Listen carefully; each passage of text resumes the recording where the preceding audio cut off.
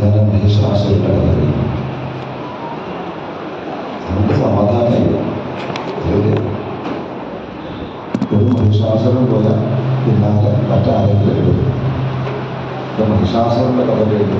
അന്തർധാന ശേഷം എന്താണ് ഭൂമിയിലുണ്ടായത് എന്നാണ് ജനവിജയം ചോദ്യം. ഇവിടെ ഭഗവതിയെ ഒന്ന് സ്തുതിക്കുകയും ചെയ്യുന്നത് ജനവിജയം. അമ്മ മണദ്വീപിലേക്കാണ് പോയത്. ഈ ഭൂമിയുടെ അധികാരം അയോധ്യ എന്ന നഗരത്തിലെ രാജാവായിട്ടുള്ള ശത്രുഘ്നൻ എന്ന രാജാവിനെ ഈ ഭൂമിയുടെ മുഴുവൻ ഉത്തരവാദിത്വം ഏൽപ്പിച്ചു കൊടുത്തിട്ടാണ് അമ്മ മണദ്വീപിലേക്ക് പോയത് എന്ന് ആ ഒരു പ്രകടനത്തെ അവിടെ സമർപ്പിച്ചു. അതിനുശേഷം ജനങ്ങളൊക്കെ ധർമ്മത്തോടു കൂടിയിട്ട് അവിടെ ജീവിച്ചു.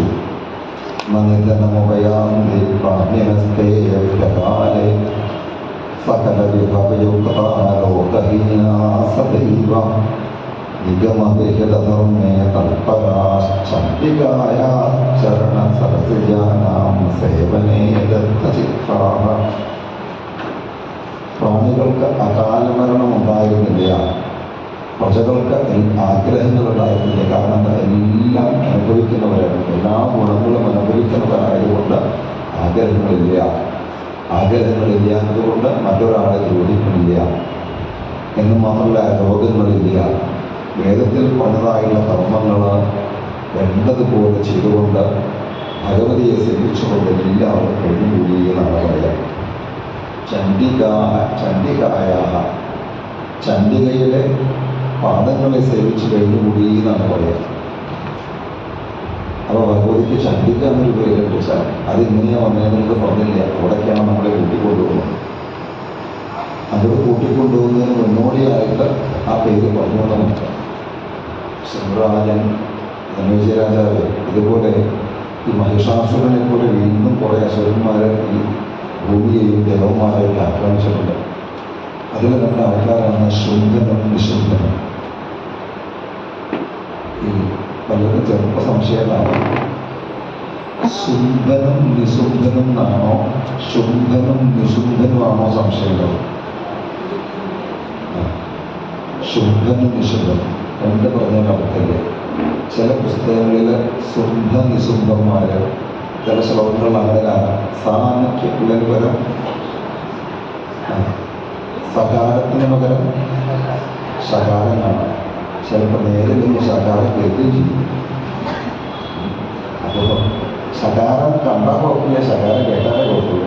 അപ്പോൾ സകാരായാലും ശകാരായാലും കുഴപ്പമില്ല. ശുംഭനിശുംഭന്മാർ ശുംഭസുരന്മാരുടെ നാടാണ് ഏത്? അവർ പാതാളത്തിലുള്ള ആവശ്യമില്ലാത്ത കൂടി ഭൂമിയിലെത്തി അവരെ തപസ്സിക്കും. ഈ ഭാഗവതത്തിലൊക്കെ ദേവീഭാഗവതത്തിൽ പെട്ട് സ്വർഗത്തിലുള്ള ദേവന്മാരും ഭൂമിയിലേക്ക് വരാൻ പറ്റിയ ഭാഗ്യം എന്ന് പറയുന്നത് ഈ പറഞ്ഞ അസുരന്മാരും വേന്ദ്രന്മാരും മുഴുവൻ ഇവിടെ തപസ് ചെയ്തിട്ട് വരാൻ കഴിച്ചത് ഇവിടെ ഈ ഭൂമിയിൽ വന്നിട്ട്. അപ്പം ആ ഭൂമിയുടെ മഹിമ നോക്കും. എന്നിട്ട് ഈ ഭൂമിയിൽ നമ്മൾ മറ്റുള്ളതിനെ പറ്റിച്ചിട്ടായിരുന്നു ജീവിക്കണമെന്നില്ല. സൽക്കർമ്മങ്ങൾ ചെയ്താൽ സത്യം നമുക്ക് ലഭിക്കുന്ന ഒരു പ്രദേശമാണ് നമ്മുടെ ഭൂമി എന്നുള്ളത്.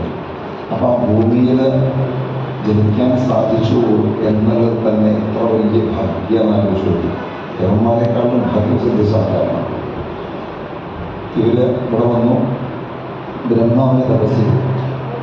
ശുംഭനിശുംഭന്മാർ ബ്രഹ്മാവ് ചോദിച്ചു, എന്താ വരാൻ വേണ്ടതാണ്? ചോദിക്കപ്പെട്ടത് ഞങ്ങൾ മരിക്കാതിരിക്കണം. സോറി, അത് പറ്റില്ല, വേറെ എന്തെങ്കിലും ചോദിച്ചു. എന്നാൽ ഒരു സ്ത്രീയുടെ കൈ കൊണ്ട് മാത്രമേ മരണമുണ്ടാവാറുള്ളൂ. മഹിഷാസുരൻ്റെ കോപ്പി പേസ്റ്റ് തന്നെ പേര് മാറി തന്നെയാണ്. അങ്ങനെ അവർ ശക്തനെ പുരോഹിതനാക്കി ഗംഭീരമായിട്ട് ഒരു യാഗത്തെ ചെയ്ത് ഇവർ ശക്തന്മാരായി. ഇവർ ശക്തന്മാരായപ്പോഴാണ് ഇവരുടെ കൂടെ കുറച്ച് ആൾക്കാർ കൂടി. ഇവർ സഹോദരന്മാരാണ്, ശുംഭനിശുംഭന്മാർ. ഇവരുടെ കൂടെ വേറെ സഹോദരന്മാർ കൂടി. ആരാ? ചണ്ഡമുണ്ടന്മാർ, ചണ്ഡനും മുണ്ടൻ, പിന്നെ ധൂമ്രലോചനൻ, രക്തബീജൻ മുതലായിട്ടുള്ള ആൾക്കാർ. ഇന്നിപ്പോൾ നമ്മുടെ രാഷ്ട്രീയത്തിൽ കാണാനില്ലേ തോൽപ്പിക്കാൻ വേണ്ടി 18 അടവ് നോക്കി പറ്റി അവസാനം ചണ്ട മുന്നണികളൊക്കെ കൂട്ടി ഇന്ത്യ മുന്നണി ഉണ്ടാക്കിയിട്ട് പറയണം അങ്ങനെയുണ്ടല്ലേ. ചിലപ്പോൾ രാഷ്ട്രീയത്തിലെ എല്ലാവരും കാണാം ഇങ്ങനെയുള്ളൊരു മുന്നണി ഉണ്ടാക്കിയിട്ട് അങ്ങനെ ഈ വിദ്വാന്മാരെല്ലാവരും കൂടി ഒരു ഗ്രൂപ്പായി ഈ ശുദ്ധൻ എന്ന ദേവന്മാരെയൊക്കെ തോൽപ്പിച്ചു, ദേവലോകം സ്വന്തമാക്കി. ആ സമയത്ത് ദേവന്മാരെ കൂടി ഇവിടെ ബൃഹസ്പതിയുടെ അടുത്തെത്തി. ബൃഹസ്പതിയെ ചില ഉപദേശം കൊടുത്തു. എന്താണ് പറയുന്നത് ചോദിച്ചാൽ, ദേവന്മാർക്ക് സ്ഥിരമായിട്ട് സ്വർഗത്തിൽ വസിക്കാൻ പറ്റിയിട്ടുണ്ടോ? ഇല്ല. അവർക്ക് ഇടയ്ക്കിടയ്ക്ക് അസുരന്മാരുടെ ആക്രമണത്തെ അനുഭവിക്കേണ്ടി വന്നിട്ടുണ്ട്. ഇതുപോലെയാണ് നമ്മുടെ അവസ്ഥയും. നമുക്ക് ഇന്ന് സുഖമാണെങ്കിലും 10 ദിവസം കഴിഞ്ഞാൽ ആ സുഖം കളയാൻ വേണ്ടി എന്തെങ്കിലും വരും. ഒന്നുകിൽ നമുക്ക് എന്തെങ്കിലും അസുഖങ്ങളാവാം, അല്ലെങ്കിൽ സാമുദായിക സ്പർദ്ധ നമ്മുടെ നാട്ടിലുണ്ട് വെച്ചാൽ അപ്പോഴും നമുക്ക് സമാധാനമില്ല. അല്ലെങ്കിൽ അതികഠിനമായിട്ടുള്ള വെയിൽ ചൂടായാലും നമുക്ക് സുഖം പോകും. ഈ മഴയായാലും ഇതേ പ്രശ്നമാണല്ലേ. ഇതിങ്ങനെ മാറി മാറി വരുന്നില്ല. ഇതൊക്കെ നമുക്കുണ്ടാകും എന്ന് ഈ കഥകളിലൂടെ ദേവി ഭാഗവതം നമ്മളെ പഠിപ്പിച്ചു തരാം. ബൃഹസ്പതി ദേവന്മാരോട് പറയണം, ഞാനിപ്പോൾ എന്താ പറയേണ്ടത്, നിങ്ങളുടെ അവസ്ഥ കൊണ്ട് ഈ ഭൂമിയിലുള്ള മനുഷ്യന്മാരെ ദേവന്മാരെ നിങ്ങളെ വിളിക്കരുത്. ഓരോരോ മന്ത്രം ചൊല്ലി നിങ്ങളെ വിളിക്കുന്നത് അവരുടെ കഷ്ടപ്പാട് മാറ്റി കൊടുക്കാനാണ്. അപ്പോൾ അങ്ങനെ ഭൂമിയിലുള്ള ആളുകളുടെ കഷ്ടപ്പാടുകൾ മാറ്റണം. നിങ്ങൾക്ക് ഈ കഷ്ടപ്പാട് വന്നാൽ മന്ത്രസ്വരൂപന്മാരായിട്ട് നിങ്ങൾക്ക് പോലും ഇങ്ങനൊരു അബദ്ധം പറ്റിയില്ലോ. അത് കാലക്കേട് കൊണ്ട് തന്നെയാണ് ഇങ്ങനെ വന്നത്. ദൈവം ഹി ബലവൽക്കേജിൽ പ്രവദന്തി മനീഷിന ഉപായവാദിനോ ദൈവം പ്രവദന്തി നിരർത്ഥകം. ശരി, എന്തായാലും ഒരു കാര്യം ചെയ്യും. അന്ന് ഭഗവതി പറഞ്ഞത് ഓർമ്മയില്ലേ? മഹിഷാസുര വധത്തിനൊക്കെ ശേഷം നിങ്ങൾ സ്തുതിച്ചപ്പോൾ ഭഗവതി പറഞ്ഞു, ഇതാ നിങ്ങൾക്ക് എന്ത് ആവശ്യമെങ്കിലും എന്നെ വിളിച്ചോളൂ, ഞാൻ വരാമെന്ന് പറഞ്ഞില്ലേ. നമുക്ക് ആ ഭഗവതിയെ സേവിക്കാം. ആപദം നാശയിഷ്യാമി സംസ്കൃതാവൈ സദൈവഹി യദാ യദാവോ ദേവേശ ആപദോ ദൈവസംഭവാഃ പ്രവദന്തി തദാ കാമം സ്മർത്തവ്യാഹം സ്വരൈ സദാ സ്മൃതാഹം നാശയിഷ്യാമി യുഷ്മാകം പരമാപദഃ. എപ്പോഴെപ്പോഴെല്ലാം നിങ്ങൾക്ക് ആപത്തുണ്ടാവുമോ അപ്പോഴെപ്പോഴെല്ലാം നിങ്ങൾ എന്നെ സ്മരിച്ചോളൂ. ഞാൻ ആ സമയത്ത് അവതരിച്ച് നിങ്ങളെ ആപത്തിൽ നിന്ന് രക്ഷിക്കാം എന്ന് അമ്മ പറഞ്ഞില്ലേ. ആ അമ്മയെ മായാവീതി ലഭിച്ച് നിങ്ങൾക്ക് സേവിക്കാം. അത് മാത്രമേ ചെയ്യാനുള്ളൂ. ഈ ഗുരുനാഥൻ്റെ വാക്ക് കേട്ടതോടുകൂടി എല്ലാവരും കൂടിയിട്ട് ഹിമാലയം മഹാരാജ ഹിമാലയ പർവ്വതത്തിനടുത്ത് പോയി നമശ്ചക്രവും മഹാമായാം ഭക്താനാമഭയപ്രദാം മായ പുഷ്ടു അവർ ഭഗവതിയെ സേവിക്കാനായിട്ട് ആരംഭിച്ചു. നമോ ദേവി വിശ്വേശ്വരി പ്രാണനാഥേ സദാനന്ദരൂപേ സുരാനന്ദതേ നമോ ദാനവാന്തപ്രദേ മാനവാനാമനേകാപദേ ഭക്തിഗമ്യസ്വരൂപേ. വിശേശ്വരിയായിട്ടുള്ള പ്രാണനാഥയായിട്ടുള്ള സദാനന്ദയായ സുര ആനന്ദപ്രദയായ പ്രദായിനിയായ ഉദയോ ഭഗവതി, എനിക്ക് നമസ്കാരം.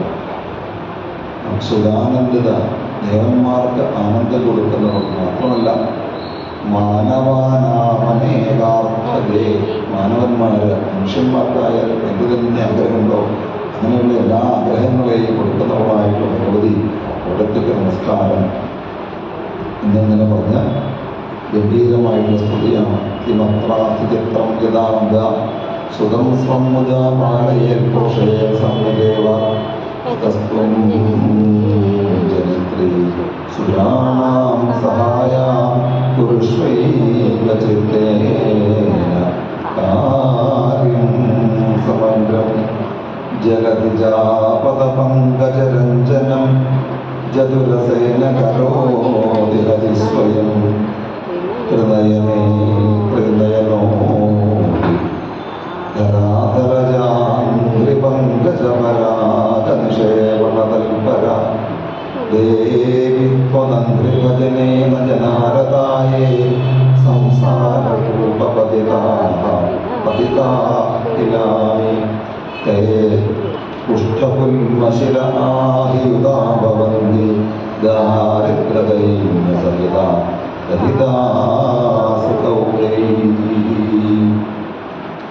ഭഗവതിയെ സ്തുതിക്കുന്നു പറയാണ്. അമ്മയെ ദേവന്മാരെല്ലാവരും പൂജിക്കുകയാണല്ലോ. അങ്ങനെയുള്ള ദേവപൂജിതയായിട്ടുള്ള ഭഗവതി ഇവിടുത്തെ സേവിക്കാത്തവർക്കാണ് സംസാരത്തിൽ കിടന്ന് അനാദികളായിട്ടുള്ള കഷ്ടപ്പാടുകൾ അനുഭവിക്കേണ്ടി വരുന്നത്. ദേവിയെ സേവിക്കാൻ അവസരം കിട്ടിയിട്ടും ദേവിയെ സേവിക്കാത്തവരാണ് അധമന്മാരായി പോകുന്നത്. ആ ദേവിയെ മൃത്യുദാരുകുഠാരിക എന്നൊക്കെ സഹസ്രനാമത്തിൽ പറഞ്ഞില്ലേ. മൃത്യുദാരുകുഠാരിക രോഗപർവ്വതദംഭോളി മൃത്യുദാരുകുഠാരിക. രോഗങ്ങളാകുന്ന പർവ്വതം, ആ പർവ്വതത്തിൻ്റെ മുകളിലാണ് നമ്മൾ എഴുന്നേച്ചാലും അതിനൊക്കെ ഇല്ലാതാക്കുന്നതാണ്. മൃത്യുദാരുകുഠാരിക. ദാരു ചന്ത മല, കുഠാര ചന്ത മഴു. മരണമാകുന്ന ആ മരത്തെ ഇല്ലാതാക്കുന്ന, വെട്ടി ഇല്ലാതെയാക്കുന്ന മഴുവാണ് അമ്മയുടെ അനുഗ്രഹം എന്നൊക്കെ സഹസ്രനാമത്തിലുള്ള പദങ്ങൾ കേട്ടിട്ടുണ്ടാവും. അപ്പോൾ അമ്മയെ സേവിക്കാത്തവർക്കാണ് എന്താ കുഷ്ഠഗുൽമശിര ആദിയുതാഭവന്തി. ഓരോരോ രോഗങ്ങൾ കഠിനമാണ്. ഓരോരോ രോഗം ഇടയ്ക്ക് ഒരു തലവേദനയും പനിയും അല്ലാത്ത ഉദ്ദേശിക്കുന്നത്. വലിയ വലിയ രോഗങ്ങൾ വരും. രാജയക്ഷ്മാവ് എന്ന് പറയും, ക്ഷയം, കുഷ്ഠം, ഇതൊക്കെ മഹാരോഗങ്ങൾ വരുന്നത്. കർമ്മവിഭാഗം ഒരു ഗ്രന്ഥമുണ്ട്.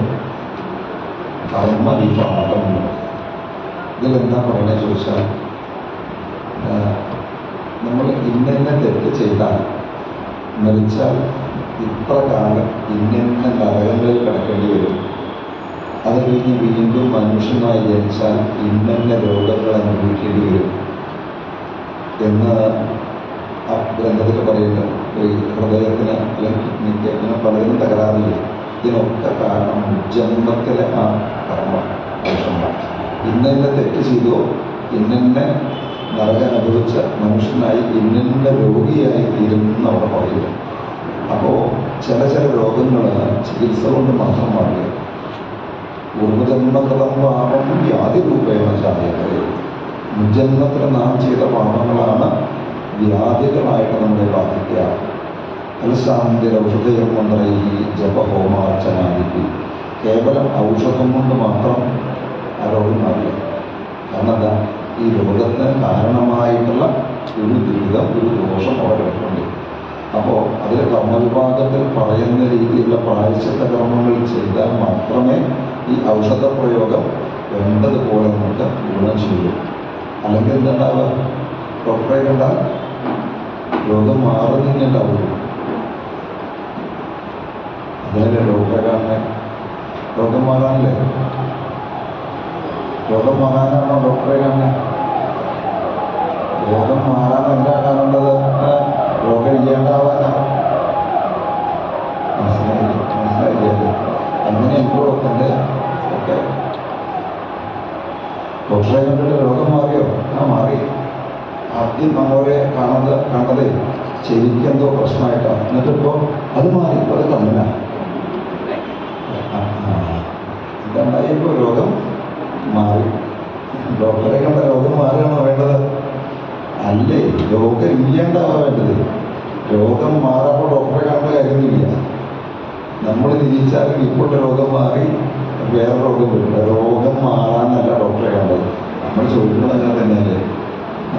ഒക്കെ ഭേദമായി ഒന്നല്ല, രോഗം മാറി എന്ന് പറഞ്ഞാൽ ഹാവ് സമാധാനം, അവനടുത്ത് കഷ്ടപ്പാടുകളില്ലല്ലോ. രോഗം മാറി ഇവിടുന്ന് മാറി അപ്പുറത്തേക്ക് പോയതല്ലേ, ഞാൻ അവൻ കഷ്ടപ്പെടുത്തുന്നത്. ഇവിടുത്തെ പണ്ടത്തെ ആൾക്കാർ അങ്ങനെയല്ല, ഒക്കെ ഭേദമായി എന്ന് ചോദിക്കാം. ഈ പണ്ടത്തെ ആൾക്കാരെ ചോദ്യം, ഇവിടുത്തെ ആൾക്കാരെ ചോദ്യം, ഇവിടുത്തെ ആൾക്കാർ എന്തായാലും ഒക്കെ മാറിയില്ലേ, ഒക്കെ ഭേദമായി ഒക്കെ മാറിയില്ലേ, ആ ചോദ്യം തന്നെ നോക്കും. അപ്പോൾ ഇങ്ങനെയുള്ള മഹാരോഗങ്ങളൊക്കെ ആണെങ്കിൽ അത് പൂർണ്ണമായിട്ട് മാറണമെങ്കിൽ ഇങ്ങനെ ചില വഴികളിൽ ചില ധ്യാനം, ചില പ്രവൃത്തികളൊക്കെ വേണം. അപ്പോൾ അതാണ് ഇങ്ങനെയുള്ള ഈ കുഷ്ഠപത്മശില ആദിയുതാപവന്തി ദാരിദ്ര്യ ദൈന്യസഹിത.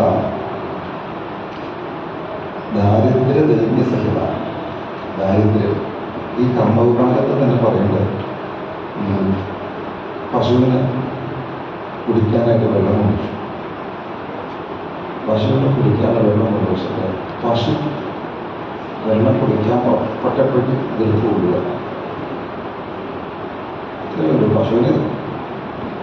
പശുവിനെ ദ്രോഹിച്ചാലുള്ള പ്രശ്നങ്ങൾ അവിടെ പറയും. അതിലൊന്നാണ് പശു വെള്ളം കുടിക്കുന്നതിന് മുമ്പ് ആ വെള്ളം എടുത്തു കൊണ്ടുപോയാൽ ഇന്നത്തെ ജന്മം എന്താവുന്നറിയും. ഒന്നുകിൽ അടുത്ത ജന്മത്തിൽ ധാരാളം സമ്പത്തുണ്ടാവും, സന്താനങ്ങളുണ്ടാവില്ല. അല്ലെങ്കിൽ ധാരാളം സന്താനങ്ങളുണ്ടാവും, സമ്പത്തുണ്ടാവില്ല. രണ്ടും ഒരുപോലെ പ്രശ്നമല്ലേ. അപ്പോൾ നോക്കുമ്പോൾ ആ പശുവിനെ അങ്ങനെ ദ്രോഹിച്ചാൽ പോലും ഇത്ര ദോഷം. അങ്ങനെയുള്ള അനവധി കാര്യങ്ങൾ ഈ കർമ്മവിഭാഗത്തിൽ പറയുന്നത്. അപ്പോൾ ദാരിദ്ര്യത അപ്പോൾ ആദ്യത്തെ ശ്ലോകത്തിൽ ആദ്യത്തെ വരും വൃദ്ധവിശര, പിന്നത്തെ ദാരിദ്ര്യ ഒക്കെ ഈ കർമ്മവിഭാഗത്തിൽ പറയുന്നതാണ്. അപ്പോൾ എന്താണെന്ന് വെച്ചാൽ ദേവിയെ വേണ്ടതുപോലെ സേവിക്കാത്തവർക്കാണ് ഈ അപകടം ഉണ്ടാകുന്നത്. അപ്പോൾ ഓരോ രോഗമുണ്ടെങ്കിലും കഴിയുന്നത് നമ്മൾ ആരായിരുന്നോ, എന്തൊക്കെയാണ് നമ്മൾ ചെയ്തതെന്നോ നമുക്കൊന്നും പറയാൻ പറ്റില്ല. എന്തായാലും ഇങ്ങനെ സ്ഥിതിയെല്ലാം കേട്ട സമയത്ത് ഞാൻ ചേർത്തൊക്കെ കേട്ടപ്പോൾ ചിലപ്പോൾ മുഖം മഞ്ഞോ സംശയം. ആരും മുഖം വന്നാൽ വേണ്ടി പറഞ്ഞതല്ല. ശരിയാണ്, എനിക്ക് കുറേ ദിവസമായിട്ട് ഇത് എന്ത് പാപമെന്നാവും ഈശ്വര, അതൊന്നും ആണെങ്കിൽ ടെൻഷൻ അടിക്കണ്ട. ടെൻഷൻ അടിക്കാൻ വേണ്ടി പറഞ്ഞതുമല്ല. അതൊക്കെ അവിടെ നിൽക്കട്ടെ. എന്തിനാണെന്ന് പറഞ്ഞു ചോദിച്ചാൽ ഇടയ്ക്കിടയ്ക്ക് ചില രോഗങ്ങൾ ഉണ്ടാവുന്നുണ്ടെങ്കിൽ ഈ കേൾവിക്കാർക്ക് തോന്നണം ഞാൻ എന്തോ ചില ദോഷം ചെയ്തിട്ടാവും. അതെന്താണ് അന്വേഷിച്ചു പോയി എനിക്ക് കണ്ടുപിടിക്കാൻ പറ്റില്ല. എൻ്റെ ഭഗവതി, എൻ്റെ ഭഗവാനെ, അങ്ങനെ ഈ രോഗം അനുഭവിക്കാൻ പാകത്തിന് ഞാൻ എന്തെങ്കിലും തെറ്റ് ചെയ്തിട്ടുണ്ടെങ്കിൽ അത് ക്ഷമിക്കണേ എന്നൊരു പ്രാർത്ഥന ഉണ്ടാവാൻ വേണ്ടി പറഞ്ഞതാണ്. അല്ലാണ്ട് കേട്ടോ അതൊക്കെ കുറേ അറിവുണ്ട്, ഏതൊക്കെയോ പുസ്തകം ഒന്നുമില്ല, ഒരു അറിവില്ല, ഒരു പുസ്തകവും നമുക്ക് പഠിച്ചിട്ടില്ല. അതൊന്നും മാറ്റി തിരിക്കേണ്ട. അപ്പോൾ എനിക്ക് എത്രത്തോളം അറിവുണ്ടെന്ന് പറയാൻ വേണ്ടിയിട്ടല്ല അവിടെ വന്നേനർത്ഥം. എനിക്ക് അറിവായിട്ട് കിട്ടിയത് പറ്റുന്നത് പോലെ പങ്കുവെക്കണമെന്ന് മാത്രം. അല്ലാണ്ട് ഈ പറഞ്ഞതിൽ കൂടുതലൊന്നും ഇല്ല. ഈ പറഞ്ഞതിൽ കൂടുതലൊന്നും ഒട്ടും അറിയില്ല. അറിയതിരിച്ചാലും ചോദിച്ചു വരികയും വേണ്ടെന്നറിയാം. ചിലപ്പോൾ ആൾക്കാരെ ചോദിച്ചു അവിടെ ഇടയ്ക്കിടയ്ക്ക് എന്താ മിസ്സില്ല, എന്താ ചില ആൾക്കാർ ഓരോ രോഗത്തിനെ കുറിച്ച് ചോദിക്കും. ഞാൻ ഇരുന്നാലേ എല്ലാം അറിയില്ല, കാര്യം നീട്ടാണ്ട് ഇരിക്കാൻ പറ്റില്ല. ഞാനിപ്പോൾ എന്താ ചെയ്യാൻ? ഇരുന്നാൽ പിന്നെ കാര്യം നീട്ടാണ്ട് ആർക്കാൻ ഇരിക്കാൻ പറ്റില്ല. ഇങ്ങനെ ചില സംശയങ്ങൾ ചോദിച്ചു വരും. ഒരാൾ വരണ്ടാൻ ഒന്നും അറിയില്ല, അറിയണമെന്ന് മുഴുവൻ പറഞ്ഞിരുന്നു. അപ്പോൾ അങ്ങനെ എന്തെങ്കിലും ഉണ്ടെങ്കിൽ അമ്പലത്തിൽ പോകുമ്പോൾ മാറാത്ത രോഗങ്ങൾ ഭേദമാവാത്ത രോഗങ്ങളുണ്ട് വെച്ചാൽ എന്തെങ്കിലും ദോഷം കൊണ്ടാണെങ്കിൽ ആ തെറ്റ് ഒന്ന് തീർത്ത് തരണേ എന്ന് ഒരു പ്രാർത്ഥന എല്ലാവരുടെ ഉള്ളിൽ വന്നോട്ടെ. ഇത് മാത്രമേ ഉള്ളൂ. എന്തായാലും സ്ഥിതിയെല്ലാം കേട്ട സമയത്ത് ഭഗവതി അവിടെ പ്രത്യക്ഷപ്പെട്ടു. ദിവ്യമായുള്ള പട്ടാമ്പരത്തെ ചാർത്തി ദിവ്യാഭരണങ്ങളും മാലകളൊക്കെ ഇങ്ങനെ അണിഞ്ഞുകൊണ്ട് സൗന്ദര്യ സ്വരൂപിണിയായിട്ട് ആണ് ഭഗവതി വന്നത്. അപ്പോൾ നിങ്ങളെ ഈ പോക്കശ ഒരു നിങ്ങളോ പോണ പോലെയാണ് ഭഗവതിയുടെ വരവ്. നിങ്ങളെ പോണത്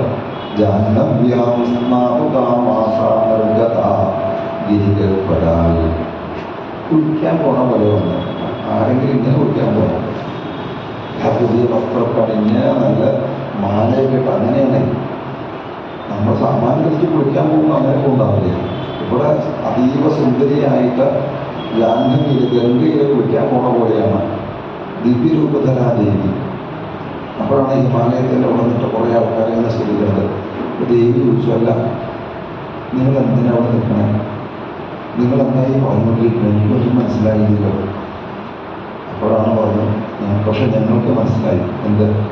അവിടുന്ന് സാക്ഷാൽ ഭഗവതിയാണെന്ന് ഞങ്ങൾക്ക് മനസ്സിലായി. അമ്മയെ സന്തോഷിപ്പിക്കാൻ വേണ്ടി ഞങ്ങളുടെ കഷ്ടപ്പാട് അമ്മയോട് പറയാൻ വേണ്ടിയിട്ടാണ് ഞങ്ങൾ ഇങ്ങനെ വന്നത്.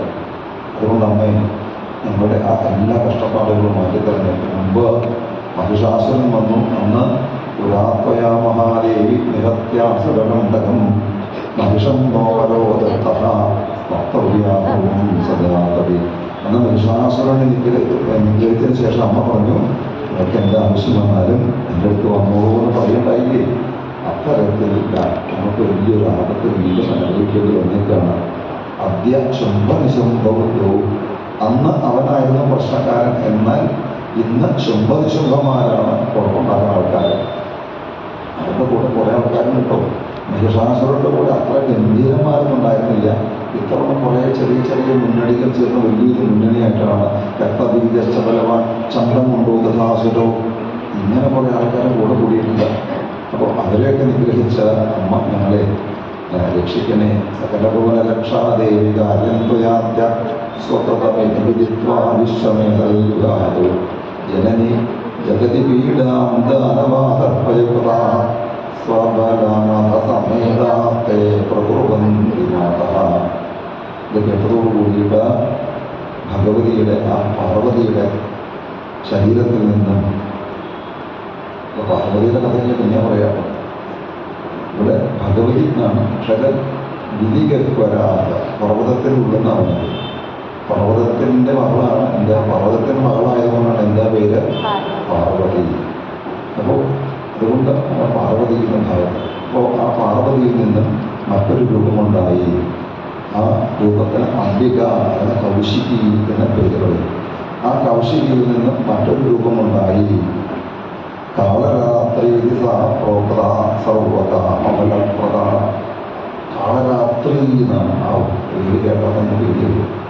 രാത്രി എന്ന് പറഞ്ഞാൽ ഇരുട്ട.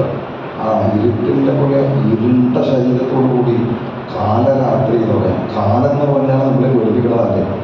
അപ്പോൾ കാലൻ ഇരുട്ടും കൂടി ഊരിരുട്ടും മഹാകാലനും കൂടി ഒരുമിച്ച് വന്നേണ്ടാവും. എങ്ങനെയുണ്ടാവും? അതുപോലെ കാണുന്നവരിൽ പേടി ഉണ്ടാക്കുന്ന രൂപത്തോടു കൂടിയിട്ടാണ് അമ്മയുടെ വരവ്. രണ്ടുപേരും ഇവിടുന്ന് പുറപ്പെട്ടു. എന്നിട്ട് ചണ്ടക്കൊണ്ടന്മാരുടെ നാട്ടിലെത്തി. ഭഗവതി അംബിക മനോഹരമായി പാട്ട് പാടുന്നു. ഈ പാട്ട് കേട്ടുകൊണ്ട് ഈ ശുംഭനിശുംഭന്മാരുടെ ദൂതൻ അവർക്ക് പറഞ്ഞു, പുതിയൊരു പാട്ടുകാരി വന്നിട്ടുണ്ട്. ഐതിഹാസിക മാസങ്ങളിൽ കഴിഞ്ഞതുകൊണ്ട് വില്ലനാണെന്ന് തോന്നുന്നുണ്ട്. സ്ഥലം പാടിട്ടുണ്ട്. ശരീരവും ശാരീരവും തരക്കേടില്ല. ഇങ്ങനെ വിട്ടാൽ പറ്റും. എന്നാൽ സ്വന്തം ആണല്ലോ. ആളെ വിട്ടു. അവളെ കൂട്ടിക്കൊണ്ടുപോകാം കേട്ടോ. നിങ്ങളുടെ 2 പേരുണ്ട്. ആരെയും കല്യാണം കഴിച്ചോളൂ. ഓരോരുത്തരായിട്ട് പോയി. ആദ്യം സുഗ്രീവൻ എന്നൊരാളാണ്. ഈ സുഗ്രീവൻ വന്ന സമയത്ത് ഭഗവതി പറഞ്ഞു, നേരത്തെ മഹിഷാസുരൻ്റെ പറഞ്ഞിരുന്നു. അത് മഹിഷാസുരൻ്റെ അല്ല, ഇവിടെയാണെന്ന് മാത്രം. നേരത്തെ മാറി പറഞ്ഞതാണ് ആര്? ഞാൻ തന്നെ. മഹിഷാസുരൻ്റെ അടുത്ത് മഹിഷാസുരനോട് എന്താ പറഞ്ഞത്? ഞാൻ കല്യാണം കഴിക്കാൻ ആഗ്രഹിക്കുന്നില്ല എന്നാണ് മഹിഷാസുരനോട് പറഞ്ഞത്. എന്താണെന്ന് വെച്ചാൽ എന്താ, സാധാരണ ഈ പൂർണ്ണത ഉണ്ടെങ്കിൽ മറ്റൊന്നിനോട് ചേരണമെന്ന് ആഗ്രഹിക്കില്ലല്ലേ. ആർക്കാണ് കല്യാണം കഴിക്കാൻ പോകുന്നത്? ഞാൻ പൂർണ്ണനല്ല, അഥവാ ഞാൻ പൂർണ്ണയല്ല. ഒരാളോട് കൂടി ചേർന്നാലേ എനിക്ക് പൂർണ്ണത കിട്ടുള്ളൂ എന്ന് തോന്നുന്ന ആൾക്കാരാണ് കല്യാണത്തിനായാലും മറ്റ് സൗഹൃദം എന്തായാലും അങ്ങനെയാവില്ല. ഒറ്റയ്ക്കായാൽ നടക്കില്ല.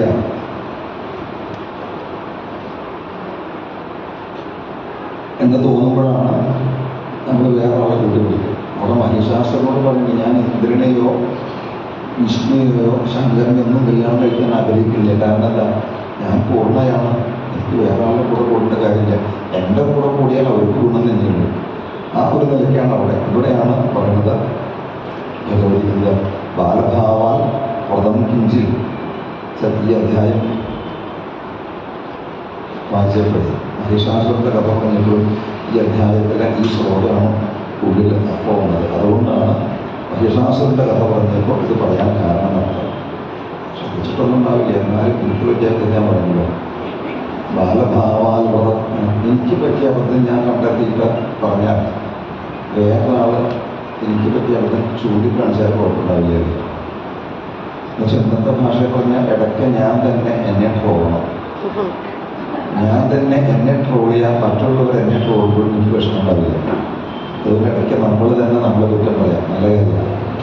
അപ്പോൾ ബാലഭാവാൽ വ്രതം കിഞ്ചിൽ കഥം രാജൻ മയാ ഇല്ല. ഞാൻ കൂട്ടുകാരുടെ കൂടെ കളിക്കുമ്പോൾ എല്ലാ കളിയിലും ഞാൻ ജയിക്കാറ്. വിചാരിച്ചു എന്നെ പോലെ ശക്തിയിൽ ആവില്ല. അന്ന് ഞാൻ പ്രതിജ്ഞയെടുത്തിട്ടുണ്ട്, സ്വദേഹ ബലതർപ്പേണ സഹീനാമ്പുരത്തെ. എന്താ, ആരാണോ എന്നെ യുദ്ധത്തിൽ തോൽപ്പിക്കുന്നത് അവര് ഞാൻ കല്യാണം കഴിക്കുള്ളൂ എന്ന് ഞാൻ വരം ഒരു പ്രതിജ്ഞ എടുത്തിട്ടുണ്ട്. അല്ലെങ്കിൽ നീ പറഞ്ഞ ശുംഭനെയോ നിശുംഭനോ കല്യാണം കഴിക്കാൻ എനിക്ക് അതിൽ വിഷമമൊന്നുമില്ല. എനിക്ക് ഒരാളെ വേണം. അതിപ്പോൾ ഏത് ശുംഭനായാലും നിശുംഭനായാലും കുഴപ്പമില്ല. പക്ഷെ ഇങ്ങനെ ഒരു കണ്ടീഷൻ ഉണ്ട്. അതുകൊണ്ട് പോയി പറഞ്ഞിട്ട് വാ. ഇയാളവിടെ പോയി പറഞ്ഞു, സുഖിക്കുക യുദ്ധം ചെയ്യാനാണ് വന്നതെന്നൊക്കെയാണ് അവൾ എന്നോട് പറഞ്ഞത്. അപ്പോൾ ഇവിടെ അങ്ങനെയൊക്കെ പറഞ്ഞു വെച്ചാലും അങ്ങ് ആലോചിച്ച് വേണം പ്രവർത്തിക്കാമെന്നാണ്. ശരി. പിന്നീട് ഇയാളെന്ത് ചെയ്തു, ധൂമ്രലോചനെ പറഞ്ഞു വെച്ചു. ധൂമ്രലോചനോട് മറുപടി പറഞ്ഞ ആള് കാളികയാണ് മറുപടി പറഞ്ഞത്. പിന്നീട് കാളികയും ധൂമ്രലോചനം തമ്മിൽ അതിഗംഭീരമായിട്ട് യുദ്ധം. കാളിക ധൂമ്രലോചനന്റെ കഥ വിളിച്ചു. അംബികയ്ക്ക് സന്തോഷമായി. പുള്ളിക്കാരയ്ക്ക് സിംഹത്തിൻ്റെ മുകളിലത്തെ മാറ്റമായാൽ പലയിടത്തും മുഴുവൻ കാണിക്കുകയായി. അങ്ങനെ ഭഗവതിയുടെ വക ശംഖുമുഴക്കളൊക്കെ ഉണ്ടായി. ഈ ശംഖനാഥത്തിൻ്റെ കഥ പറയുമ്പോഴും അത് ഒരു നേരം പൊട്ടി ചെന്നല്ല ശംഖ് വിളിക്കാമെന്നുള്ളത്. ശംഖിനെ കുറിച്ചൊക്കെ ഇങ്ങോട്ട് പറയും. ഈ ഭാഗത്തൊക്കെ ശംഖുവിളിയുണ്ടല്ലേ, നമ്മുടെ ഭാഗത്തുണ്ട് ശംഖുവില്ല. ഇവിടെ കേരള സമ്പ്രദായത്തിൽ സ്ത്രീകൾ ശംഖു വിളിക്കില്ല. കേരള സമ്പ്രദായത്തിൽ സ്ത്രീകൾ ശംഖു വിളിക്കില്ല. നമ്പൂതിരിമാർ ശംഖു വിളിക്കില്ല. ശംഖനാദം പ്രണവമാണ്, ഓം എന്നുള്ളതാണ്. ഇപ്പൊ ബ്രാഹ്മണർക്ക് പ്രണവം ജപിക്കാനുള്ള അധികാരം അവകാശമുണ്ട്. അത് അവകാശമുള്ള ആളുകൾ അത് ജപിക്കാൻ വേണ്ടിയിട്ട് ശംഖു വിളിക്കല്ലാവരും. പക്ഷെ കുറച്ചുകൂടെ വടക്കോട്ട് മാറി കാസർഗോഡ് ഭാഗത്തെത്തിയാൽ അവിടെ വീടുകളിൽ ശംഖുണ്ടാവും. സ്ത്രീകളാണ് ശംഖു വിളിക്കുക. ഇനി ആചാരങ്ങളെക്കുറിച്ച് പറയുമ്പോൾ ദേവി ഭാഗവത്തിൽ പറയും, ആരുടെ വീട്ടിലാണോ ശംഖധ്വനി ഇല്ലാത്തത്, ആരുടെ വീട്ടിലാണോ സാളഗ്രാമം ഇല്ലാത്തത്, അവിടെയൊന്നും ലക്ഷ്മി ദേവി നിൽക്കില്ല എന്ന് പറയും. ഇത് ശംഖില്ലാത്ത ആൾക്കാരെ മേടിച്ച് വയ്ക്കാൻ പുറപ്പെടുന്നുണ്ട്. ശംഖനാഥഞ്ച മംഗളധ്വനി എന്നർത്ഥം. മംഗളകരമായിട്ടുള്ള ശബ്ദം വീട്ടിൽ നിന്ന് വരിക, അതാണ് ഉദ്ദേശിക്കുന്നത്. പക്ഷെ നമ്മുടെ നാട്ടിലൊക്കെ ശംഖു വിളിച്ച് മാരാന്മാരെ വിളിക്കുമ്പോൾ കുഴപ്പമില്ല. മാരാര എന്നുള്ള വിഭാഗത്തിൽ ജനിച്ച ആൾക്കാർ വിളിക്കുമ്പോൾ കുഴപ്പമില്ല. എന്താ വെച്ചാൽ ഈ ശംഖ് വിളിക്കുമ്പോൾ ശംഖിൻ്റെ ആകൃതി പോലെ വേണം. ആദ്യം ചെറുത്, ഇന്ന് വലുതായി, വീട്ടിൽ ചെറുതായിട്ടൊന്നും അവസാനിക്കില്ല. ശരിക്കും പ്രണവം ജപിക്കുന്നത് തന്നെയാണ്.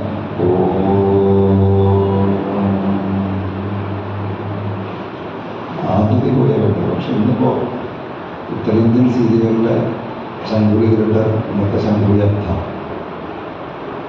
ഈ ഭാഗത്ത് ശംഖുളി ഇങ്ങനെയുള്ളതൊക്കെ എല്ലാം വലുതായി അന്ന് കൊടുക്കില്ലേ, അത് യുദ്ധത്തിൻ്റെ ശംഖുളിയാണ്. അങ്ങനെ ശംഖു വിളിക്കാൻ പാടില്ലാവും. യുദ്ധത്തിൻ്റെ ശംഖുവിളി പൂജയ്ക്കുള്ള ശംഖുവിളി വ്യത്യാസമുണ്ട്. ഇത് യുദ്ധത്തിലുള്ള ശംഖുവിളിയാണ്. തുടങ്ങി വലുതായിട്ട് അവിടെയുള്ള കത്തി അത് അങ്ങനെ. ഇപ്പം ആരെങ്കിലും ശംഖു വിളിക്കുന്നുണ്ട്, ഇവിടുത്തെ ആൾക്കാരോട് അങ്ങനെ പറയണ്ട, അതിനെ കിട്ടിയത് വിളിച്ചോളൂ. നമ്മൾ ആരെങ്കിലും പുറപ്പെടുന്നുണ്ടെങ്കിൽ അത് വേണമെന്ന് പറയാൻ വേണ്ടി മാത്രമാണ്. എന്തായാലും ഭഗവതി ശംഖു വിളിച്ചു എന്ന് പറയാണ്. അപ്പം ശംഖ് എന്ന് കണ്ടെക്കൊണ്ട് പറഞ്ഞു, ഓർമ്മ വന്നല്ലോ പറഞ്ഞു. ശരി. ഇവിടെ കുറേ സൈനികർക്ക് അബദ്ധം കൈയും കാര്യം പൊടിഞ്ഞ് അവരോടൊപ്പം ഒന്ന് പറഞ്ഞിട്ടുണ്ട്, യുദ്ധം വേണ്ടാൻ വയ്ക്കാൻ നല്ലത് കേട്ടോ എന്ന് പറഞ്ഞപ്പോൾ ശുംഭന്മാർ അങ്ങനെ തോറ്റുപിന്മാരെ പറ്റുമോ, യുദ്ധം വേണം, അവന്മാർക്ക് അവിടെ നിന്ന് പറഞ്ഞാൽ മതി. ഈ യുദ്ധത്തിന് പോകുന്ന കൈയും കാര്യം വീടും സൈനികരുടെ ഉണ്ടായാലും ശുംഭൻ യുദ്ധത്തിന് പോകാൻ തീരുമാനിച്ചപ്പോഴാണ് നിശുംഭം പറഞ്ഞത്, നീ പോണ്ട, നമുക്ക് ആദ്യം മറ്റവന്മാരെ വിടാം. ആരെ? നമ്മുടെ കൂടെ കുറേ ആൾക്കാർ വന്നിട്ടില്ലേ, അതിൽ ഓരോരുത്തരെ വിടാതെ അവരുടെ കഥ കഴിഞ്ഞിട്ടാവാം, അവസാനം ആവശ്യമില്ലെന്ന് മാത്രം നമ്മൾ പോയാൽ മതി എന്ന് പറഞ്ഞു. ചണ്ടമുണ്ടന്മാരെ യുദ്ധത്തിന് വിട്ടു. ചണ്ടമുണ്ടന്മാരുമായിട്ട് യുദ്ധത്തിന് വന്നപ്പോഴാണ് കാളികയുടെ മഹാപ്രഭാവം എന്നുള്ളത്. ചണ്ട ചണ്ടമുണ്ടന്മാരോട് അതിഗംഭീരമായിട്ട് യുദ്ധം ചണ്ടമുണ്ടന്മാരെ ഭഗവതി നിഗ്രഹിച്ചു. അങ്ങനെ ചകർപ്പതരസാകാളി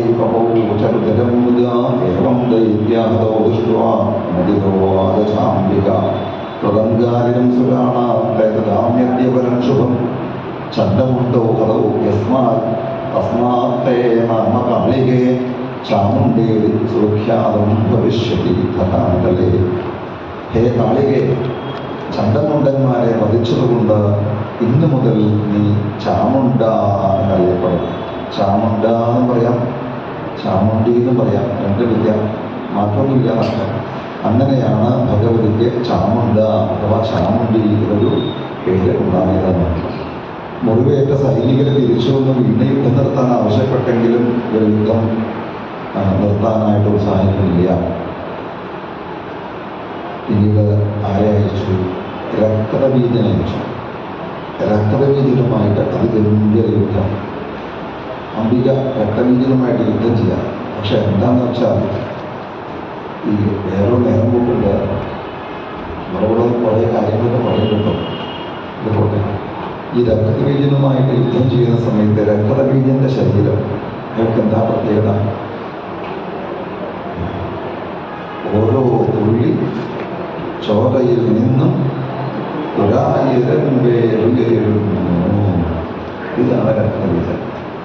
അവരുടെ ഒറ്റ തുള്ളി ചോരയിൽ നിന്നും ആയിരക്കണക്കിന് രക്തബീജന്മാർ, ഓരോരുത്തർക്കും ഇതുപോലെ ശക്തി. എൻ്റെ പരിക്ക് പറ്റിയ എന്താ പ്രശ്നം? സന്തോഷമാണ്. 1000, 2000, 3000 താൻ എന്താ എന്നത് എത്ര തുള്ളി ചോര പുറത്തേക്ക് വന്ന് നോക്കുക. അതിൽ നിന്നൊക്കെ അത്ര ആയിരക്കണക്കിന് രക്തബീജന്മാരാണ്.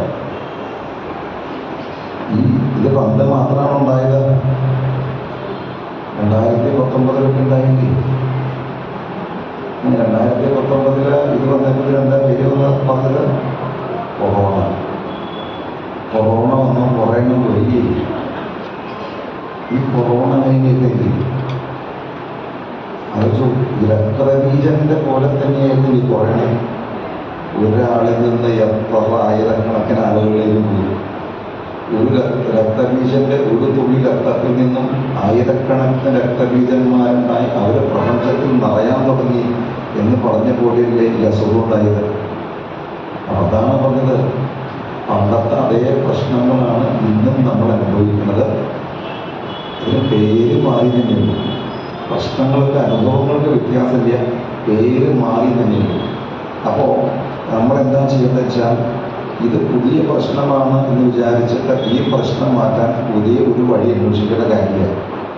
ഈ പ്രശ്നങ്ങൾ പണ്ടുണ്ടായിരുന്നു. അന്ന് ഏത് മാർഗത്തിലൂടെയാണോ ഈ പ്രശ്നങ്ങളെ അവരില്ലാതെയാക്കിയത്, അതേ മാർഗത്തിലൂടെ പോയാൽ നമുക്കും പ്രശ്നങ്ങൾ ഇല്ലാതാക്കാം.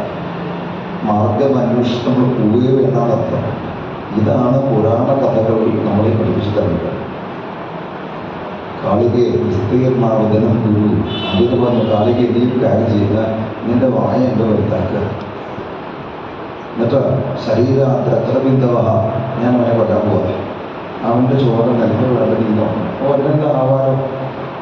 അംബിക രക്തബീജന്റെ ശിരസം ഇറങ്ങാൻ തുടങ്ങി.